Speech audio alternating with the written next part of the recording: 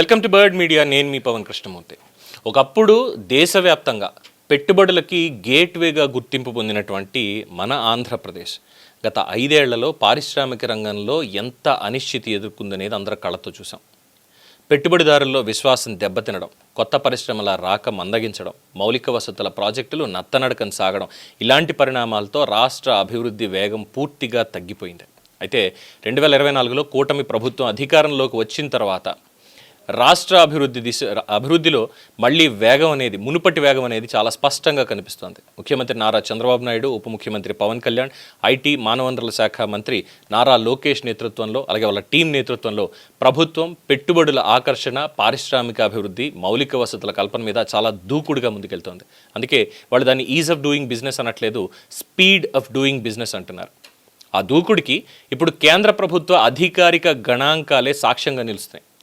కేంద్ర ఆర్థిక మంత్రిత్వ శాఖ పరిధిలో ఉన్నటువంటి ఆర్థిక వ్యవహారాల శాఖ DEA వాళ్ళు రూపొందించినటువంటి పబ్లిక్ ప్రైవేట్ పార్ట్నర్షిప్ ప్రాజెక్టుల పైప్లైన్లో ఆంధ్రప్రదేశ్ మొట్టమొదటి స్థానాన్ని కైవసం చేసుకుంది దేశంలోనే. రాష్ట్రంలో మొత్తం 1,15,578.81 కోట్ల అంచనా వ్యయంతో 270 మౌలిక వసతుల ప్రాజెక్టులు ప్రతిపాదిత జాబితాలో చోటు దక్కించుకోవడం చాలా విశేషం. ఇక్కడ మొత్తం ప్రాజెక్టుల సంఖ్య, మొత్తం పెట్టుబడి విలువ రెండింట్లో కూడా ఏపీ మొత్తం అన్ని రాష్ట్రాలని అధిగమించింది. ఇది కేవలం ఏదో ఒక స్టాటిస్టిక్స్ మాత్రమే కాదండి, రాష్ట్రం మీద పెట్టుబడిదారుల విశ్వాసం తిరిగి బలపడింది అనేటువంటి ఒక సంకేతంగానే భావించాలి. ఎందుకనంటే దేశవ్యాప్తంగా మొత్తం 17 లక్షల కోట్లకు విలువైనటువంటి 852 ప్రాజెక్టులని కేంద్రం పబ్లిక్ ప్రైవేట్ పార్ట్నర్షిప్ పైప్లైన్లో చేరిస్తే దాంట్లో అత్యధిక వాటా అంటే 270 ప్రాజెక్టులు ఆంధ్రప్రదేశ్కే దక్కాయి. తమిళనాడులో 87,639.65 కోట్లతోటి 70 ప్రాజెక్టులతోటి రెండో స్థానం. ఇక మధ్యప్రదేశ్లో 65,496.50 కోట్లతో 21 ప్రాజెక్టులతోటి మూడో స్థానంలో నిలిచాయి. కానీ ప్రాజెక్టుల సంఖ్య, పెట్టుబడి విలువ పరంగా ఆంధ్రప్రదేశ్ స్పష్టమైనటువంటి ఆధిక్యతను ప్రదర్శించింది. ఈ ఫలితమేమీ ఒక్క రోజులో వచ్చింది కాదు. ప్రభుత్వం ఏర్పడిన వెంటనే పరిపాలన వ్యవస్థని గాడిలో పెట్టడం, పెట్టుబడిదారులతోటి వరుసగా సమావేశాలు నిర్వహించడం, కేంద్ర ప్రభుత్వంతో సమన్వయం పెంచడం, పెండింగ్లో ఉన్న ప్రాజెక్టులను వేగవంతం చేయడం, ఇలాంటి ఎన్నో చర్యలు ఫలితాలు ఇవ్వడం ప్రారంభించాయి.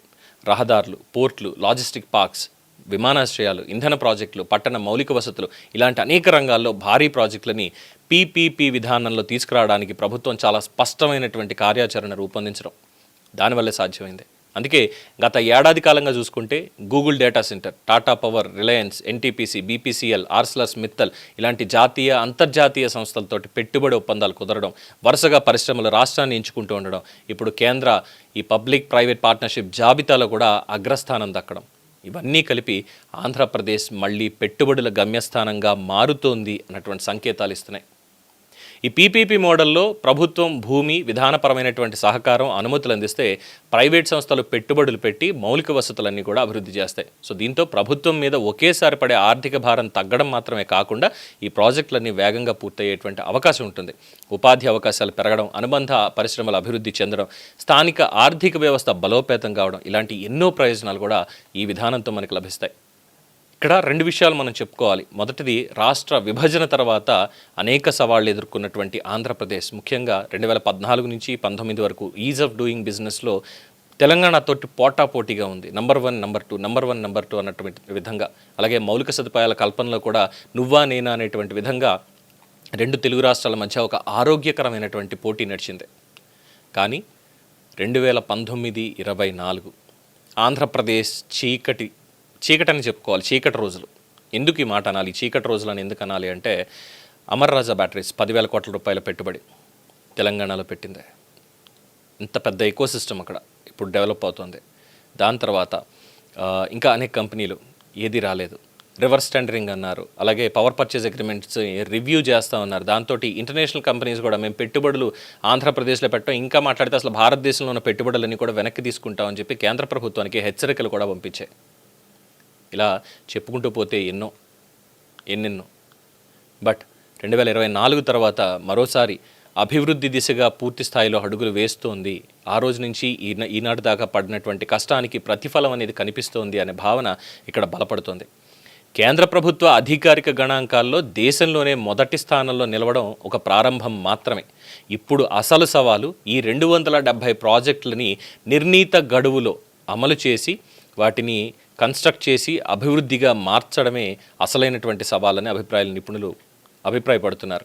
ఒకప్పుడు పెట్టుబడులు రావడం లేదు అనే విమర్శలు ఎదుర్కొన్నటువంటి ఆంధ్రప్రదేశ్, పెట్టుబడులు పెట్టం మేము అసలు అని హెచ్చరికలు కూడా తీసుకున్నటువంటి ఆంధ్రప్రదేశ్ ఇప్పుడు దేశంలోనే అత్యధిక పబ్లిక్ ప్రైవేట్ పార్ట్నర్షిప్ ప్రాజెక్టులు ఉన్న రాష్ట్రంగా నిలవడం రాష్ట్ర అభివృద్ధి ప్రయాణంలో, స్పీడ్ ఆఫ్ డూయింగ్ బిజినెస్లో ఖచ్చితంగా ఒక కీలక మలుపుగా చెప్పచ్చు. అయితే గణాంకాల్లో కనిపిస్తున్నటువంటి ఈ దూకుడు రాబోయే సంవత్సరాల్లో ఉద్యోగాలు, పరిశ్రమలు, మౌలిక వసతుల రూపంలో ప్రజలకి ఎంత త్వరగా, ఎంత క్వాలిటీతో వాళ్ళకి చేరతాయి అనేదే ఇప్పుడు అందరి దృష్టిని కూడా ఆకర్షిస్తోంది. The rise of Andhra Pradesh we are witnessing it and we will witness also. అంతకుమించి ఏం చెప్పడానికి లేదు. దీని మీద మీ అభిప్రాయం తెలియచేయండి. చూస్తూనే ఉండండి ది బర్డ్ మీడియా. ఈ వీడియో మీకు నచ్చినట్లయితే లైక్ చేయండి, షేర్ చేయండి, సబ్స్క్రైబ్ చేయండి. మరిన్ని అప్డేట్ల కోసం మా వాట్సాప్ ఛానల్ను ఫాలో చేయండి.